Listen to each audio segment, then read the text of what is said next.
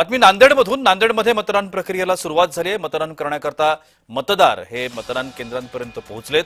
सुरक्षा यंत्रणांसह कार्यकर्ते मतदान केंद्रांवरती हजर आहेत. 600 मतदान केंद्रांवरती 5 लाख मतदार आपल्या मतदानाचा हक्क बजावणार आहेत. याचा आढावा घेतलाय आमचे प्रतिनिधी प्रवीण खंदारे यांनी. पाहूया. नांदेड वागळा महानगरपालिका निवडणुकीसाठी आज मतदान होत आहे आणि मतदानाला आता सुरुवात झालेली आहे. एकूण ही प्रशासकीय यंत्रणा जी आहे सज्ज आहे. 20 प्रभागातून 81 नगरसेवक पदासाठी ही निवडणूक होत असून एकूण 600 मतदान केंद्रावरती ही 5,01,799 मतदार जे मतदानाचा हक्क बजावणार आहेत.